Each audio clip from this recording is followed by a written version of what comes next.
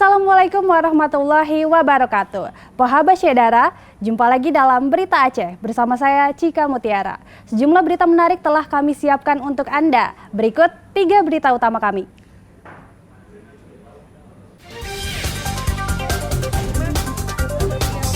Rekaman video seorang guru bersama muridnya berisi dialog tentang pilihan pasangan calon Bupati Aceh Barat Daya beredar luas.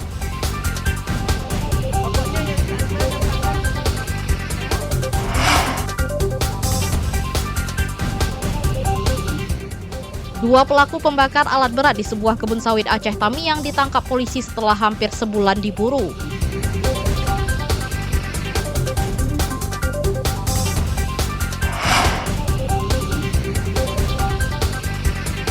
Harga tomat di pasar tradisional Langsa melonjak tajam, bahkan sudah naik beberapa kali dalam sepekan terakhir.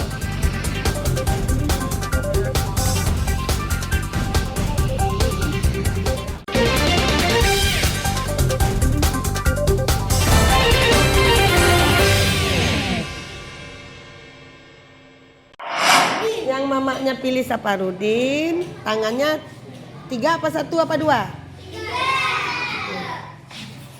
Saat masa kampanye pilkada di Kabupaten Aceh Barat Daya, beredar sebuah video seorang guru bersama murid bermuatan politis. Konten media sosial berdurasi 1 menit direkam seorang guru yang menanyakan kepada muridnya, siapa pasangan calon kepala daerah yang dipilih orang tua mereka. Belakangan diketahui video yang beredar pada 11 November 2024 diduga direkam di SD Negeri 6 Blangpidi, Kecamatan Blangpidi. Video guru dan muridnya yang menanyakan pilihan orang tua murid dalam pilkada bupati mendapatkan sorotan dari sejumlah pihak di daerah itu. Meskipun sudah viral di sejumlah grup media sosial, Panwaslih mengaku belum mendapatkan laporan dari pihak manapun. Meski begitu, video yang sudah viral tetap diselidiki. Kalau berbicara unsurnya itu sendiri, ketika itu kan dalam dunia ranah pendidikan, apalagi itu pendidikan dasar, itu kan tidak dibenarkan memperkenalkan seperti hal yang dalam konten. Karena kalau untuk dunia pendidikan itu cuma atas permintaan dari seperti universitas yang akan melakukan pendidikan politik ketika dia mengundang ataupun membuat konten atau segala macam. Tapi kan ketika itu menanyakan pilihan orang tua kepada anak-anak itu juga tidak elok, dan itu juga akan kita juga akan melihat apakah dari orang tua anak juga keberatan atau tidak dengan seperti tersebut. Konten video guru dan murid SD itu dinilai mencoreng dunia pendidikan di Kabupaten Abdia. Padahal Panwaslih sudah mengingatkan para ASN dan aparatur desa untuk menjaga netralitas dalam Pilkada 2024. Mimi Saputra melaporkan dari Aceh Barat Daya. Berarti semuanya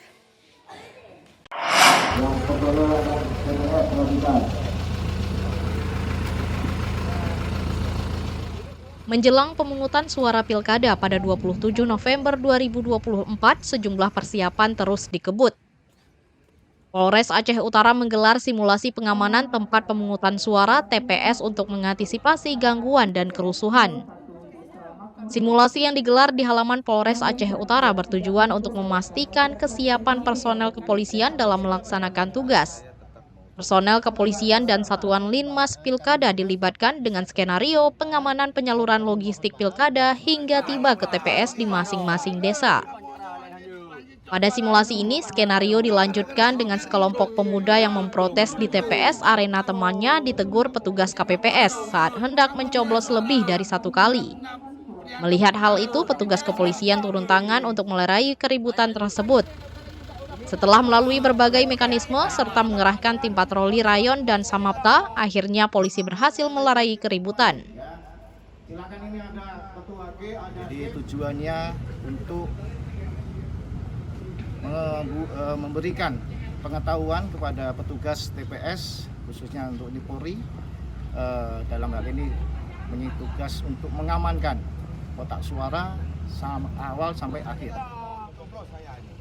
Dalam kesempatan tersebut, polisi yang akan bertugas mengamankan TPS juga berdialog dengan Komisioner KIP dan Panwaslih Aceh Utara terkait pengamanan pemungutan suara, serta cara mencegah jika terjadi gangguan keamanan. Tim Liputan melaporkan dari Aceh Utara.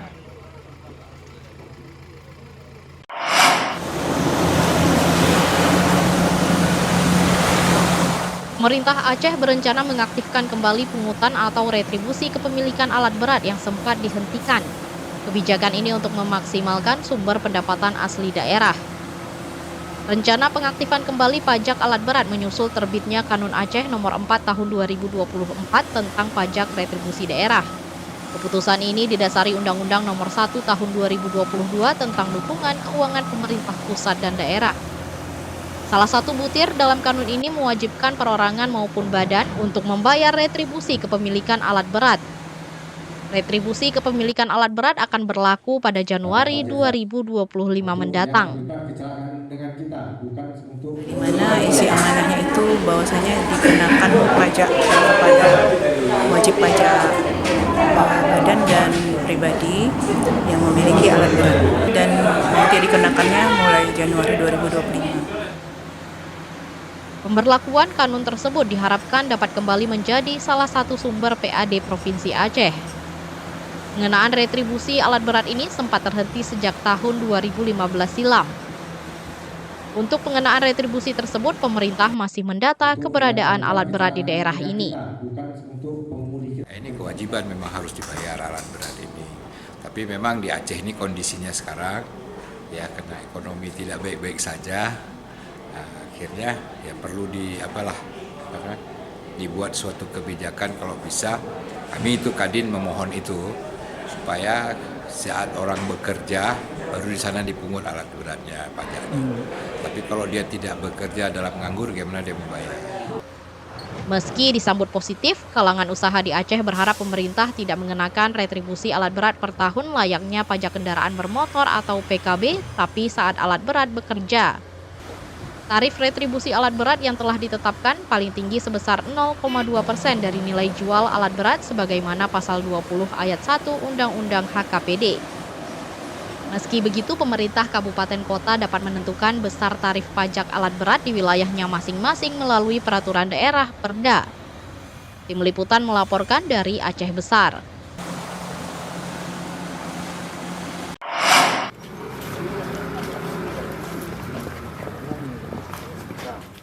Dua pekerja kebun yang diduga pelaku pembakaran sebuah alat berat jenis eskavator ditangkap anggota Polres Aceh Tamiang. Pelaku berinisial MM dan AS ditangkap di lokasi berbeda beberapa waktu lalu. Pelaku MM ditangkap di sebuah kebun karet di Kecamatan Sekerak, tempat ia bekerja, sedangkan AS ditangkap petugas di Kecamatan Bandar Pusaka, Kabupaten Aceh Tamiang. Kedua pelaku ditangkap pada hari yang sama, namun di lokasi yang berbeda. Salah satu pelaku mengaku membakar eskavator itu karena rasa sakit hati. Selain menangkap pelaku, petugas menyita 2 sepeda motor, telepon seluler, dan 1 unit eskavator merek Hitachi yang sudah terbakar dan tidak bisa digunakan lagi. Saat ini kedua pelaku ditahan di Polres Aceh Tamiang. Mereka terancam hukuman penjara 12 tahun. Keberadaan diduga pelaku motifnya adalah si tersangka merasa sakit hati karena pernah dijanjikan uang 5 juta kepada si tersangka, tapi tidak terlaksana. Artinya uang itu tidak tersampaikan sehingga merasa sakit hati. Mereka baru melakukan pembakaran eskavator tersebut. Pembakaran eskavator tersebut terjadi di lokasi PSR di Dusun Tani, Desa Sulum, Kecamatan Sekerak, Kabupaten Aceh Tamiang pada 16 Oktober 2024 lalu. Pelaku menyiramkan bensin ke tumpukan goni dan jerigen rusak yang diletakkan di dalam kabin ekskavator, lalu membakarnya. Usai membakar, keduanya pulang ke rumah masing-masing. Kejadian ini dilaporkan Polres Aceh Tamiang dan butuh waktu hampir sebulan untuk mengungkapnya karena lokasi kejadian yang sangat jauh. Berkat kerja keras petugas dan warga, kasus ini akhirnya terungkap dan pelaku pun dapat ditangkap. Maimunzir melaporkan dari Aceh Tamiang.